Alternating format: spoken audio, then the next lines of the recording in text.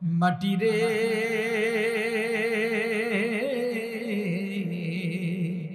ও মাটি রে, মরার পরে ধৈর নায়া আমায় মাটি, আমি অসহায় মাটি, আমি অসহায়। এই মরণ থেকে কেউ কোনোদিন বাঁচতে পারবে না, কখনোই বাঁচতে পারবে না। একটু হিসাব নিকাশ করে দেখুন, বাম রামপন্থী যারা ছিল, নমরুদ, ফেরাউন, কারণ, সাদ্দাত, আবু জাহেল, উতবা, সাইবা, লাহাবেরা যারা ছিল, শুধু তাই নয়, যারা এই বাংলাদেশে পৃথিবীর জমিনে যারা বড় বড় শিল্পপতি ছিল, ধনাঢ্যবান ছিল, তাদেরকেও তো মৃত্যুবরণ করতে হয়েছে, ঠিক কিনা যারা বলেন? তারা প্রত্যেকেই চলে গেছে। এই যে বাংলাদেশ কয়েক বছর আগে যে করোনা এসেছিল, সেই করোনার সময় আমরা খেয়াল করে দেখেছি যমুনা গ্রুপের মালিক, যার কতটুকু সম্পদ আছে তিনি নিজেও জানেন না, জনাব বাবুল চৌধুরী সাহেব, তিনিও করোনাকালীন সময়ে করোনায় এফেক্টেড হয়ে তার মৃত্যু হয়ে গেছে। নাউজুবিল্লাহ বলেন। যখন বাবুল সাহেবের করোনা নেগেটিভ বা পজিটিভ হলো, যখন তাকে করোনা আক্রান্ত করে ফেলল, তখন তিনি ডাক্তারদের শরণাপন্ন হলেন। ডাক্তারদের কাছে গিয়ে বললেন, হাতে পায়ে ধরে বললেন, ও ভাই ডাক্তার, আমার জীবনে কোনো কিছু অভাব ছিল না, অভাব এখনো নাই, আমাকে একটু যদি সুস্থতা দান করতে পারেন, সুস্থ করে দিতে পারেন, আমার যা কিছু আছে সম্পূর্ণ সম্পদ থেকে আপনাকে একটি অংশ দিয়ে দেওয়া হবে। তারপরও ডাক্তার বললেন, না ছাড়, না স্যার, না ছাড়, কাজ হবে না, কাজ হবে না। কারণ আল্লাহ রাব্বুল আলামিন যখন আপনাকে মৃত্যু নামক বাহনটি আপনার কাছে পাঠিয়ে দেওয়ার কথা, যে কোনো উপায় অন্তরে যখন আল্লাহ রাব্বুল আলামিন পাঠিয়ে দিবে, পৃথিবীর কোনো ডাক্তার, কবিরাজ, এমনকি ইঞ্জিনিয়াররা পর্যন্ত আপনার মৃত্যু থেকে আপনাকে বাঁচাতে পারবে না, ঠিক কিনা? কেউ বাঁচাতে পারবে? সবকিছু একটি সময় ধ্বংস হয়ে যাবে, ঠিক কিনা যারা? আল্লাহ রাব্বুল আলামিন বলতেছেন, বান্দারে শোনো, কুল্লু মান আলাইহা ফান ওয়া ইয়াবকা ওয়াজহু রাব্বিকা যুল জালালি ওয়াল ইকরাম। এই পৃথিবীর জমিনে যা কিছু আছে সব কিছু নশ্বর, সব কিছু ধ্বংসশীল, কেবলমাত্র শুধুমাত্র অবিনশ্বর ওয়া ইয়াবকা রাব্বুকা যুল জালালি ওয়াল ইকরাম, কেবলমাত্র তোমার প্রভু যিনি আল্লাহ, তিনি শুধুমাত্র বেঁচে থাকবেন, ঠিক কিনা? সব চলে যাবে, কেউ বেঁচে থাকবে না, একমাত্র বেঁচে থাকবেন যিনি, তিনি কে? আর একটু জোরে বলেন, কে? সব চলে যাবে, শুধুমাত্র বেঁচে থাকবেন একমাত্র আমার আপনার রব, তিনি আল্লাহ। সবাই যখন এই দুনিয়া থেকে চলে যাবে, কিয়ামত সংঘটিত হবে।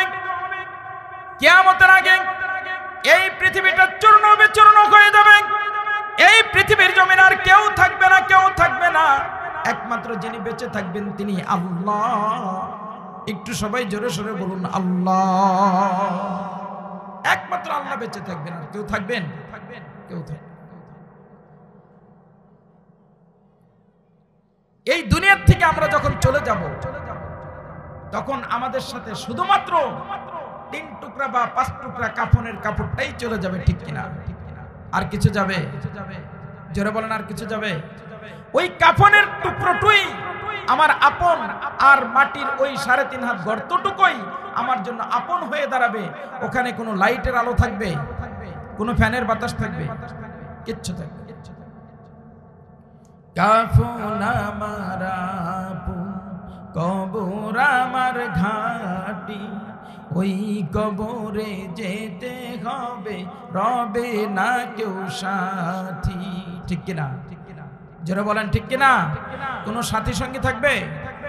থাকতে হবে নিরালয়, একা একা বাসতলায়, থাকতে হবে নিরালয়, একা একা বাসতলায়, চতুর্দিকে রবে শুধু মাটি, চতুর্দিকে রবে শুধু মাটি, কাফন আমার কবর আমার ঘাটি, ওই কবরে যেতে হবে, রবে না কেউ সাথী।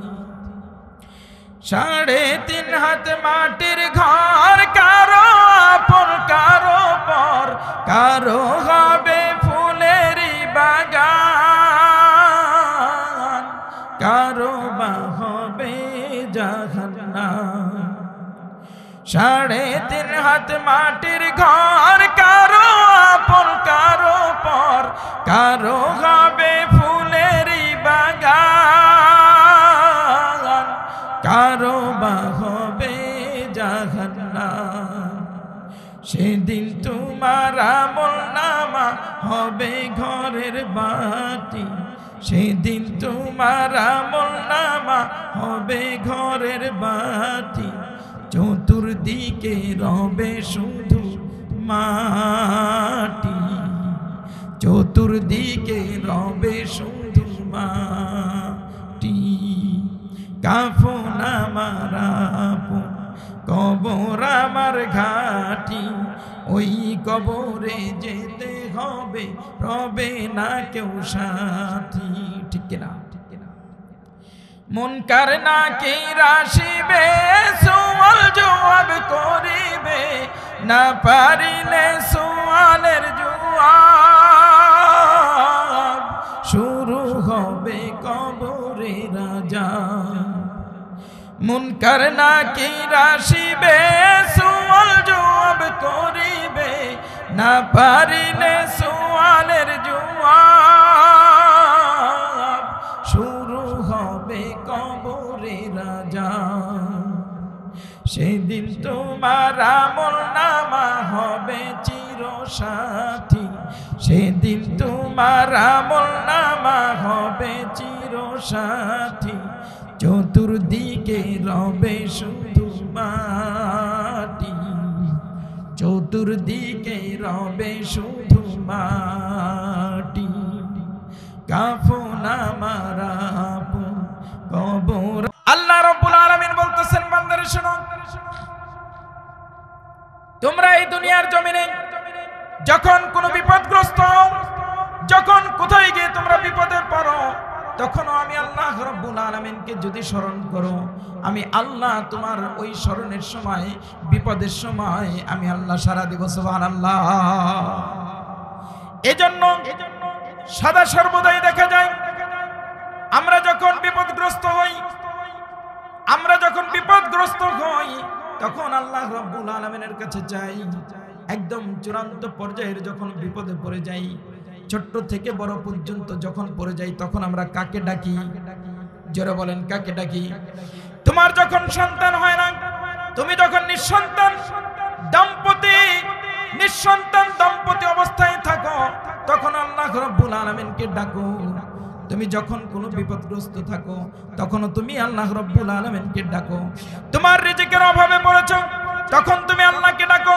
তুমি তোমার খাবারের অভাবে পড়েছো, আল্লাহ রাব্বুল আলামিনকে যদি ডাকতে পারো, মন থেকে যদি ডাকতে পারো, মনের গভীর থেকে যদি ডাকতে পারো, আর সাথে সাথে যদি 2 রাকাত নামাজ আদায় করতে পারো, নামাজের পরে যদি আল্লাহকে ডাকতে পারো, দুহাত তুলে, মাবুদ আমি অন্যায় করে ফেলেছি, আমি গুনাহ করে ফেলেছি, ও আল্লাহ আমি তো গুনাহ করে ফেলেছি, আমি তোমারই বান্দা, আল্লাহ আমাকে মাফ করে দিই, আমার সমস্ত অভাবগুলো দূর করে দাও। এভাবে ডাকার মতো ডাকলে আল্লাহ অবশ্যই আমাদের ডাকে সাড়া দেন। সুবহানাল্লাহ। তাহলে এই কবরেও যাকে আমরা পাবো তিনি কে? জোরে বলেন, তিনি কে? এই মরণ থেকে পালিয়ে বেরাতে যদি চাই, তাহলে কোনো লাভ হবে নাকি? জোরে বলেন। বড় বড় কাফির, বেদিন, মুরতাদ, মুশরিক যারা ছিল, তারা কেউ মৃত্যুবরণ করতে চায়নি। আবার এমন ইতিহাস রয়েছে, সাদ্দাদ যে আল্লাহর শত্রু, সে শত্রুতা পোষণ করে আল্লাহ রাব্বুল আলামিনকে চ্যালেঞ্জ ছুড়ে মেরে দিয়েছিল যে আমি আল্লাহর ওই জান্নাতে যাব না, আমি নিজেই জান্নাত এই জমিনে বানিয়ে নিব। নাউজুবিল্লাহ। জান্নাত তিনি বানিয়েছিল। সেই কাফেরদের বড় লিডার সাদ্দাদ জান্নাত বানিয়েছিল। জান্নাত বানানোর পরে জান্নাতের মধ্যে আল্লাহ রাব্বুল আলামিনের জান্নাতে যা কিছু জবান থেকে যখন জান্নাতের বর্ণনা শুনেছিল, জান্নাতে কি কি আছে আল্লাহর জান্নাতে, আমি ওই সমস্ত কিছু এখানে স্থাপন করব। দুধের নহর ছিল, দুধের নহর সাদ্দাত তার বেহেশতের মধ্যে স্থাপন করেছিল। মধুর ঝর্ণা ছিল, মধুর মনোহর ছিল, সেই সাদ্দাত তার বেহেশতের মধ্যে মধুর নহর বানিয়েছিল। এইভাবে যখন তিনি সব কিছু দিয়ে জান্নাত নামক একটি ভুয়া একটি স্থাপনা সে তৈরি করলো। জান্নাত যেদিন সে উদ্বোধন করবে, জান্নাত উদ্বোধনের জন্য সারা রাষ্ট্রব্যাপী, সারা এলাকাব্যাপী তিনি যখন জানিয়ে দিল, প্রচার প্রসার করে দিল, আগামীকাল অমুক সময় আমার জান্নাত উদ্বোধন হবে, তোমাদের সকলকে দাওয়াত। নাউজুবিল্লাহ বলেন। জান্নাত যখন উদ্বোধন করতে গিয়েছে, জান্নাত যখন উদ্বোধন করতে গিয়েছে, যখন সে ঘোড়ার উপরে ছড় করে গিয়েছে, জান্নাতের ভিতরে যখন সে তার ঘোড়ার একটি কদম সামনের দুপা জান্নাতের দরজার ভিতরে রেখেছে আর পিছনের দুপা জান্নাতের বাহিরে রেখেছে, এমন সময় একজন ভিক্ষুক এসেছে।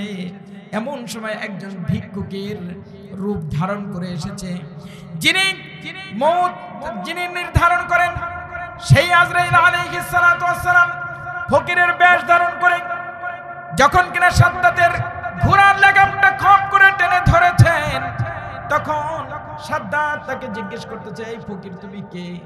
এই মুহূর্তে আমাকে তুমি ডিস্টার্ব করো না, এই মুহূর্তে আমার কিন্তু কথা বলার মতো কোনো সময় নাই, যাও এখান থেকে জলদি চলে যাও।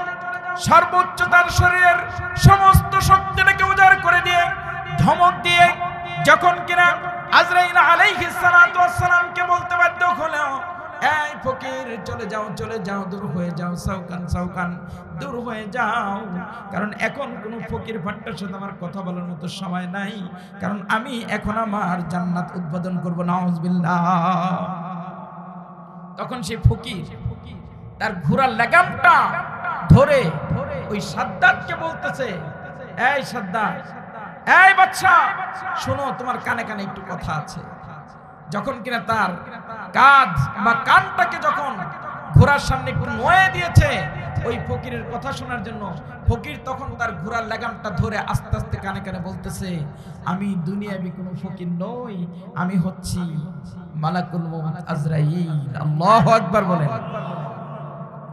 যখন কিনা এই কথা শুনতে পেল, তার কর্ণকুহরে যখন পৌঁছে গেল, এ তো সাধারণ কোনো ফকির নয়, যেন তেন কোনো লোক নয়, এ হচ্ছে মালাকুল মউত আজরাইল আলাইহিস সালাতু ওয়াস সালাম। এই কথা শোনা মাত্র তার কলিজাটা ছোট্ট হয়ে গেছে, তার মনটা ভেঙে গেছে। আহারে, এই মুহূর্তে আমি কি করতে পারি? তখন সেই ফকির নামক মেহমানকে বিভিন্ন অফার দিল। এই ফকির, তুমি তোমার পরিচয় দিয়েছো বুঝেছি, তাহলে তোমার কাছে আমি একটি আবেদন জানাই, আমাকে একটু সুযোগ দাও, একটু ফুরসত দাও, শুধুমাত্র আমার জান্নাতটাকে উদ্বোধন করে দিয়েই আমি তোমার সাথে চলে যেতে বাধ্য। নাউজুবিল্লাহ। এখন সে আর কি তখন সময় দেওয়া হবে? জোরে বলেন, সময় দেওয়া হবে? তখন সে পালানোর জন্য চেষ্টা করলো, হাজারো চেষ্টা প্রচেষ্টা চালিয়ে গেল, আপ্রাণ চেষ্টা চালিয়ে গেল, প্রাণান্তকার চেষ্টা প্রচেষ্টা চালিয়ে গেল, কিভাবে এই ফেরেশতার কাছ থেকে, মালাকুল মউত আজরাইলের কাছ থেকে আমি একটু পালায়ন করতে পারি, ভেগে যেতে পারি। জান্নাত উদ্বোধন তো দূরের কথা, আমি একটু পালানোর জন্য চেষ্টা করতেছি, কিন্তু পালানোর চেষ্টা করে কোনো লাভ হয়েছে নাকি? যারা বলেন। আল্লাহ রাব্বুল আলামিন মহাগ্রন্থ কোরআনুল কারীমের মধ্যে এই যে কাফির, বেদিন, মুরতাদ, মুশরিকের গোষ্ঠীরা মৃত্যু থেকে যে পালায়ন করার চেষ্টা করবে, সেই বিষয়টি আল্লাহ রাব্বুল আলামিন স্পষ্ট করে বলে দিলেন, ও আমার বান্দা বান্দিরা শোনো, ও দিনদার মুত্তাকি পরহেজগারী বান্দারা শোনো, পাশাপাশি যারা বেঈমান আছো, যারা আমি আল্লাহকে মানতে নারাজ, যারা মানো না, তারাও শোনো। আইনামা তাকুনা ইদরিকুমুল মাউত ওয়ালাউ কুনতুম ফি বুরুজিম মুশাইয়াদা। এই মরণ থেকে যারাই পালায়ন করার চেষ্টা করেছো, এই মরণ থেকে পালাতে গিয়ে নিজেকে যদি পাহাড়ের চূড়ায়, একদম চূড়ায় গিয়ে সুড়ঙ্গ খোদাই করে যদি কিনা নিজেকে আত্মগোপন করার চেষ্টা করো, তারপরও এই মরণ থেকে তুমি বাঁচতে পারবে নাকি? জোরে বলেন, বাঁচা যাবে নাকি? যদি তুমি জান্নাত দরজাগুলো লোহা দিয়ে তৈরি করে সেই ঘরে তুমি নিজেকে আত্মগোপন করার চেষ্টা করো, তারপরেও কিন্তু আমরা মরণ থেকে বাঁচতে পারবো না, ঠিক কিনা? যদি আমরা আসমানের চূড়ায় উঠে যাই এই মরণ থেকে পালানোর জন্য, বেঁচে থাকার জন্য, যদি আমরা সেই আসমানের চূড়ায় উঠে যাই তারপরেও আমরা মরণ থেকে বাঁচতে পারবো নাকি? কোথাও থেকে মরণ থেকে বাঁচা যাবে না। এই মরণ থেকে আমরা যেখানে গিয়ে লুকাই না কেন, এই মরণ থেকে আমরা কোনোদিন পালাতে পারবো না, বাঁচতে পারবো না। কারণ পালানোর মতো তো কোনো জায়গা নাই, যেখানেই যাব সব কিছুই আল্লাহর সৃষ্টি, ঠিক কিনা? এজন্য কবি বলেন, মরণ থেকে পালাও তুমি, মরণ তোমায় লইবে ঘিরি,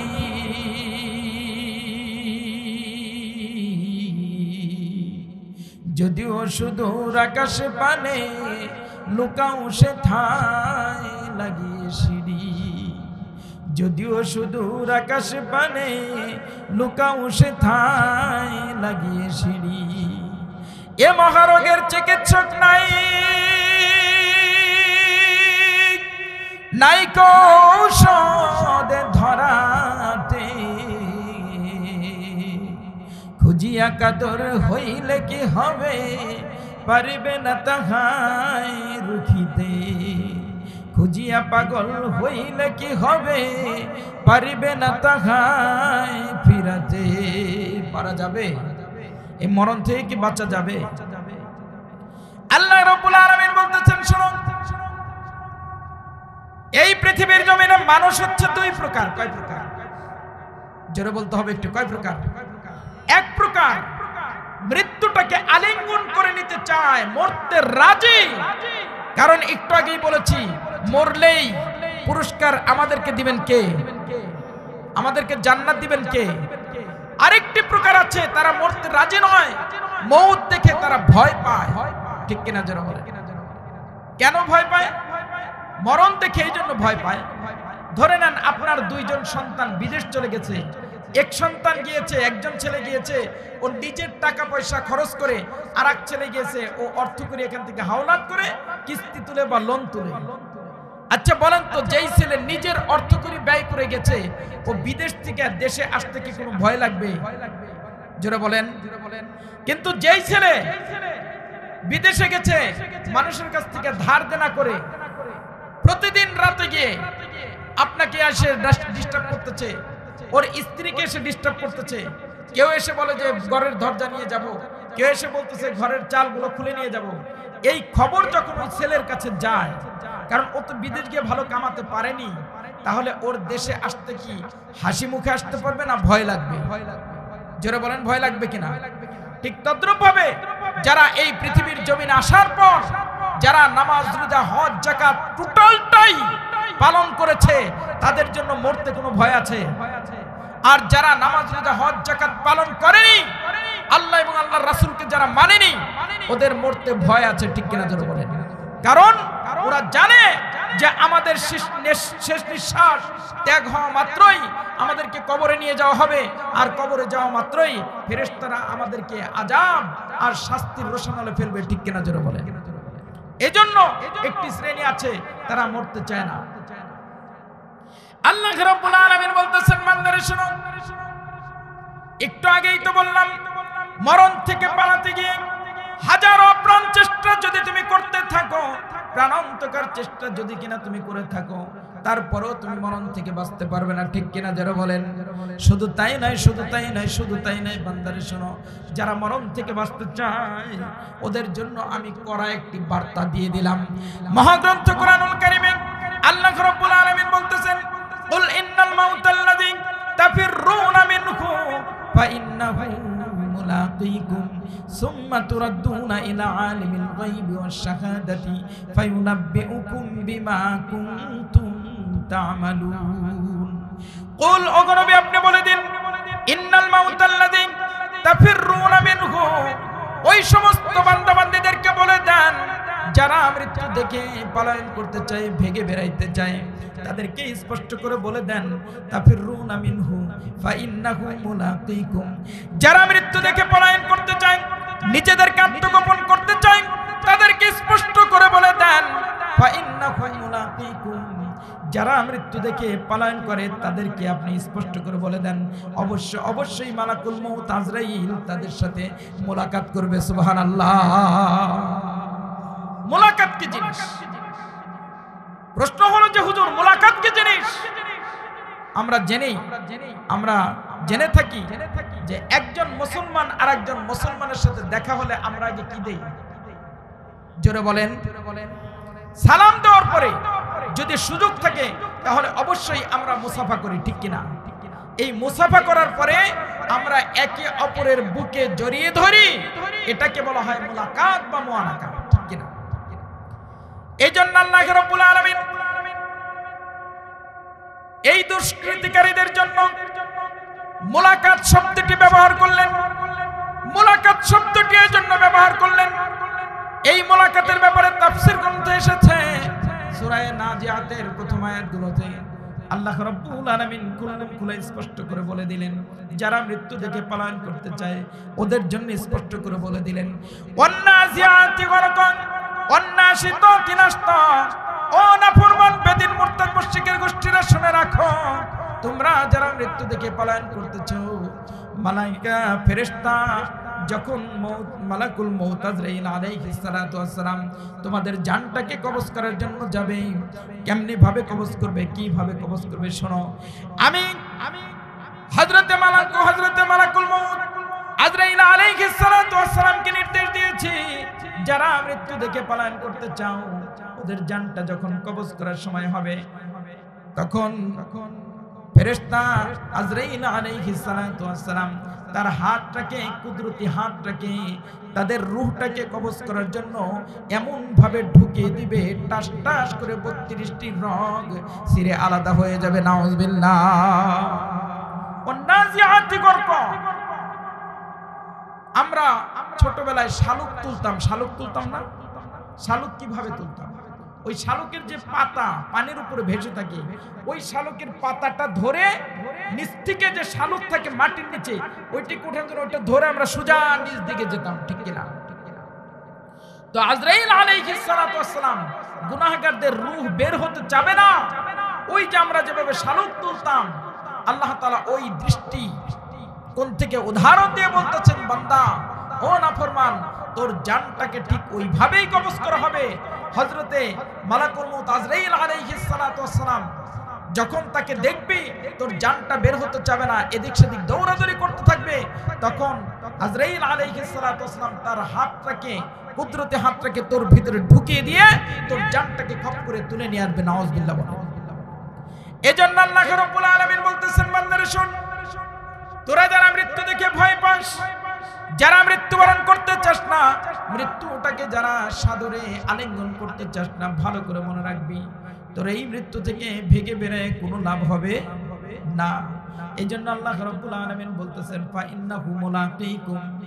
ওই সময়ে মালাকুল মউত আজরাইল আলাইহিস সালাতু ওয়াস সালাম তোদের সাথে মুলাকাত করবে। নাউজুবিল্লাহ।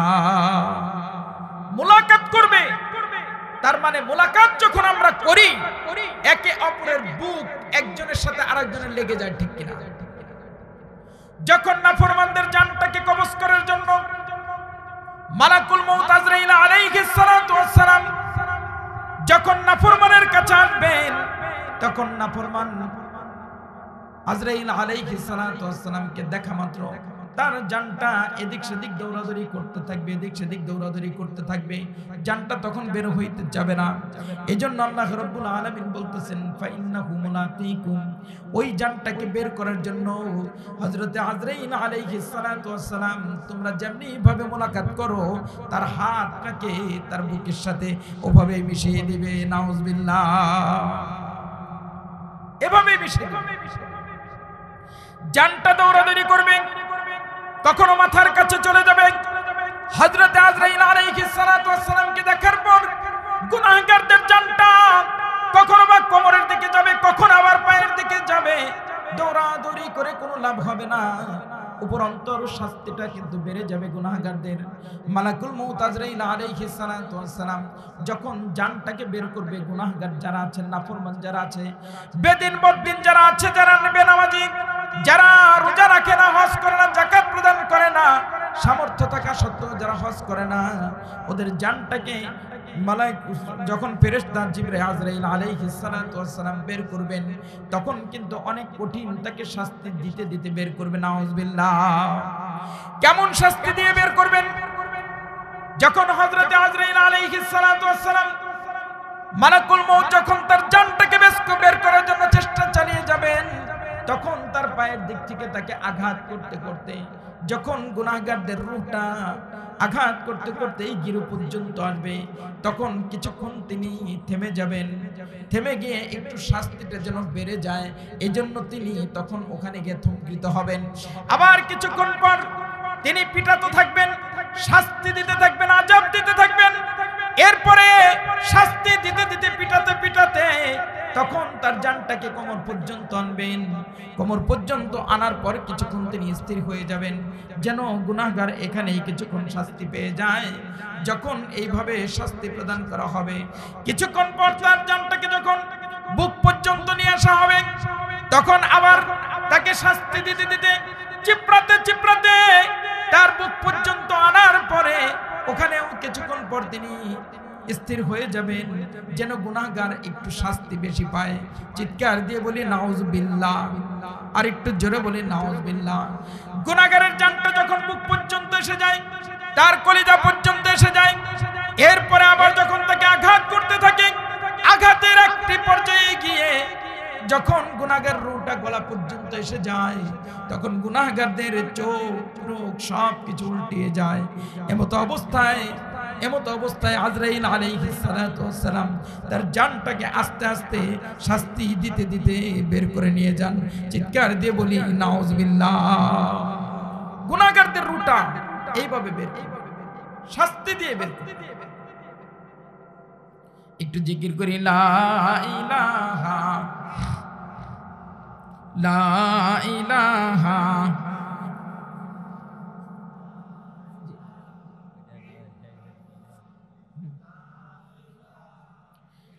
লা ইলাহা, জোরে লা ইলাহা। গুনাহগারদের রূহটা যখন এভাবে কবজ করবেন, মালাকুল মউত আজরাইল আলাইহিস সালাতু ওয়াস সালাম গুনাহগারদের রূহটা যখন এভাবে কবজ করবেন, এজন্য আল্লাহ রাব্বুল আলামিন বলতেছেন ফাইন্নাহু মুলাকিকুম সুম্মা তুরাদ্দুনা ইলা আলিমিল গায়বি ওয়াশ শাহাদাতি ফায়ুনাব্বিউকুম বিমা কুনতুম তা'মালুন। গুনাহগাররা কেন এইভাবে মৃত্যুবরণ করতে চায় না? কারণ ওরা জানে আমাদের চক্ষু দুটো বন্ধ হবার পরপরই কবরের মধ্যে আমাদের জন্য শাস্তির ব্যবস্থা রয়েছে। ঠিক কিনা জোরে বলে?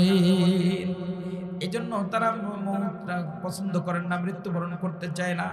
আল্লাহ রাব্বুল আলামিন এই প্রসঙ্গটি টেনে বলেন ফাইন্নাকুম মুলাকিকুম সুম্মা তুরাদ্দুনা ইলা আলিমিল গায়বি ওয়াশ শাহাদাতি ফায়ুনাব্বিউকুম বিমা কুনতুম তা'মালুন। গুনাহগাররা জানে আমরা এই জমিনের দিনের আলোতে যা কিছু করেছি সব কিছু কে দেখেছেন? জোরে বলেন। আবার রাতের আধারে যা কিছু করেছি সব কিছু কে দেখেছেন? সব কিছু যিনি জানেন, আলিমুল গায়বি ওয়াশ শাহাদাতি, যিনি আমাদের সম্পূর্ণ খোঁজ খবর রেখেছেন, একদম আমাদের জন্মলগ্ন থেকে নিয়ে মৃত্যু পর্যন্ত যা কিছু করেছি সব কিছু যিনি খোঁজ খবর রেখেছেন, ওই জান্নাতওয়ালা আল্লাহর সম্মুখে আমাদের হতে হবে। এই জন্যই তো আমরা মওত চাই না, মৃত্যুটাকে পছন্দ করি না। ঠিক কিনা? কিন্তু মৃত্যুটাকে পছন্দ না করে কোনো উপায় আছে নাকি? জোরে বলেন, উপায় আছে নাকি? আমরা প্রতিদিনের সম্মুখীন হচ্ছি। আজ এই মসজিদে এলান হচ্ছে অমুকের বাবা দুনিয়া থেকে চলে গেছে, কাল ওই মসজিদে এলান হচ্ছে অমুকের সন্তান দুনিয়া থেকে চলে গেছে, পরশু সেই মসজিদে এলান হচ্ছে অমুকের মা দুনিয়া থেকে চলে গেছে, তরশু এই মসজিদে এলান হচ্ছে অমুকের মেয়ে দুনিয়া থেকে চলে গেছে। আমরা প্রতিদিন এইরকম এলান শুনতে পাই। ঠিক কিনা জোরে বলেন? কোনো না কোনো এলাকায় এলান হয়ে যাচ্ছে। আজকে একটু চিন্তা করে দেখুন, আমরাও যখন চক্ষু দুটো বন্ধ হয়ে যাবে, আমরা বন্ধ করে ফেলবো, যখন আমাদের শ্বাস নিঃশ্বাস প্রশ্বাস আর চলাচল করবে না, বন্ধ হয়ে যাবে, আমাদের অবস্থাটা কি হয়ে যাবে দেখেন। একটু খেয়াল করে শুনুন, একটু মনোযোগ দিয়ে শুনুন। যখন আমাদের শ্বাস প্রশ্বাসটা আর চলাচল করবে না, তখন স্ত্রী সন্তানদেরকে ডেকে বলবেন, ও সন্তানেরা, কলিজার টুকরা সন্তানেরা, এদিকে আসো, যাও যাও জলদি করে চলে যাও, তোমরা মসজিদের ইমাম সাহেবকে খবর দাও, তিনি জেনে এলান করে দেয় তোমাদের বাবা আজ থেকে আর দুনিয়ায় খুঁজে পাওয়া যাবে না, ঠিক কিনা? বাবা মারা গেছে, সন্তানেরা হাউ মাউ করে চিৎকার চেঁচামেচি কান্নাকাটি করতেছে। মসজিদে এলান হয়ে গেল অমুকের বাবা অমুক দুনিয়া থেকে চলে গেছেন, অমুকের বাবা অমুকের জানাজা অমুক টাইমে হয়ে যাবে।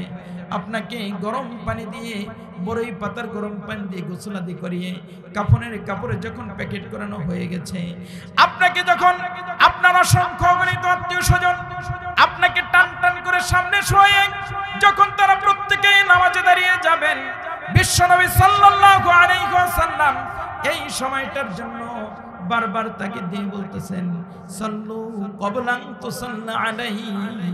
ও বান্দা বান্দিরা, ও আমার উম্মত উম্মতিরা, মনে রাখো তোমরা নামাজে হও, নামাজ পড়তে থাকো, তোমাদেরকে নিয়ে আত্মীয় স্বজন নামাজ পড়ার আগেই তোমরা নামাজি হয়ে যাও, ঠিক কিনা? আপনাকে যখন কিনা কবরস্থ করা হবে, জানাজা নামাজ যখন শেষ হয়ে যাবে, ইমাম সাহেব তাকবীর বেঁধেছেন, আল্লাহু আকবার, এইভাবে যখন আল্লাহুম্মা গফির লি হাইয়িনা ওয়া মাইয়িতিনা ওয়া শাহিদিনা ওয়া গায়িবিনা, আপনাকে নিয়ে যখন ইমাম সাহেব সম্মুখ পানে নিয়ে দোয়া করতেছে, মনে রাখবেন আপনার জন্য দোয়া হবে মাত্র একবার, কিন্তু অনেকেই যারা জীবিত আছে তাদের জন্যই দোয়া হবে বেশি, ঠিক কিনা? এই দোয়ার মধ্যে যদি কিনা আমরা খেয়াল করে দেখি, আল্লাহুম্মা গফির লি হাইয়িনা, ইমাম সাহেব শুরুতেই বলে দিলেন আল্লাহুম্মা গফির লি হাইয়িনা, আয় আল্লাহ মাফ করে দাও, যারা এখানে জীবিত আছে তাদেরকে মাফ করে দাও।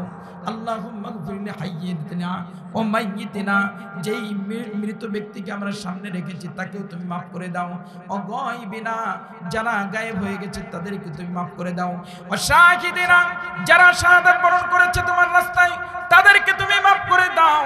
এইভাবে যখন শেষ পর্যন্ত ইমাম সাহেব দোয়া খায়ের করতেছে, দেখবেন পুরা দোয়াটার মধ্যে আপনার জন্য, আপনি যে মৃত্যুবরণ করেছেন, আপনার দোয়া মাত্র একবার, বাকি সবার জন্যই বেশিরভাগ দোয়া হয়ে থাকে, ঠিক কিনা?